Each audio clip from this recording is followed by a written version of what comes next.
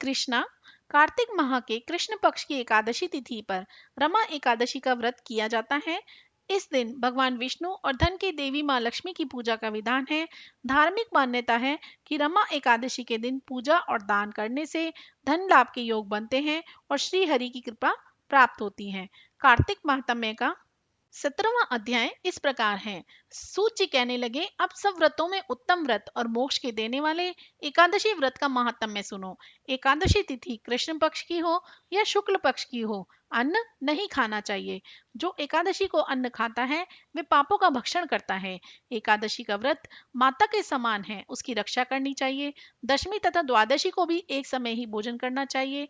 नारद जी कहते हैं कि गंगा के समान तीर्थ नहीं है, माता के समान गुरु नहीं है, विष्णु के समान देव नहीं है, अन्न ना खाने के समान कोई तप नहीं है, तथा शांति के बराबर कोई सुख नहीं है। सत्य के बराबर ज्योति नहीं है, कार्तिक के समान मास नहीं है, ज्ञान के समान लाभ नहीं है, तथा एकादशी के समान कोई बड़ा व्रत नहीं है। व्रत करने वाला प्रातः समय उठकर भगवान का पूजन करे, पुराणों की कथा सुने, एकादशी की रात्रि को जागरण करे। इससे भगवान विष्णु बहुत प्रसन्न होते हैं। नारद जी कहने लगे, हे राजन, अब एक इतिहास सुनो। नर्मदा नदी के तट पर गाल्व ऋषि का अति शोभायमान आश्रम था। मालव का भद्रशील नाम का एक पुत्र था जो विष्णु का परम भक्त था। वह बालकों के साथ भगवान की मूर्ति बनाकर पूजन किया करता था, साथ ही बालकों को उपदेश दिया करता था। वह भी भगवान का पूजन करने तथा एकादशी का व्रत रखें। बालक भी उसका उपदेश सुनकर वैसा ही किया करते थे।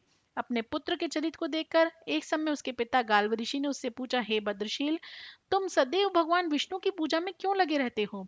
यह उद्देश्य तुमको किसने दिया? यह बात सुनकर भद्रशील कहने लगा, पिताजी, आपको अपने पूर्व जन्म का वृत्तांत सुनाता हूँ। पहले जन्म में मेरा जन्म चंद्रवंश में हुआ था। धर्म कीर्ति मेरा नाम था।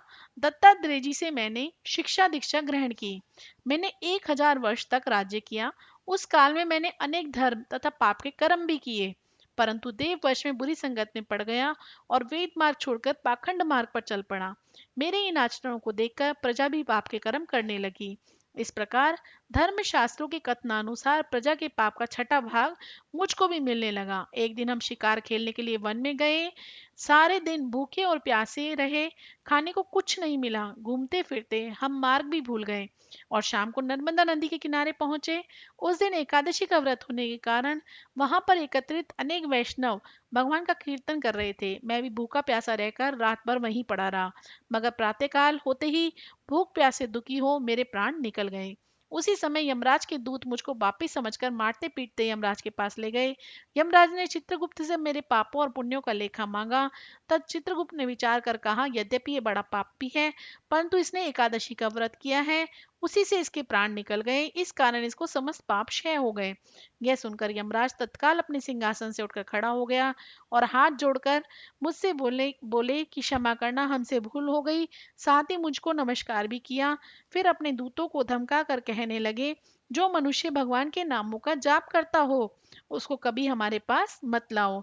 जिसने अनजाने में भी एकादशी का व्रत किया हो तब भी उसके सब पाप क्षय हो जाते हैं और उसको हमारे पास आने की आवश्यकता नहीं पड़ती।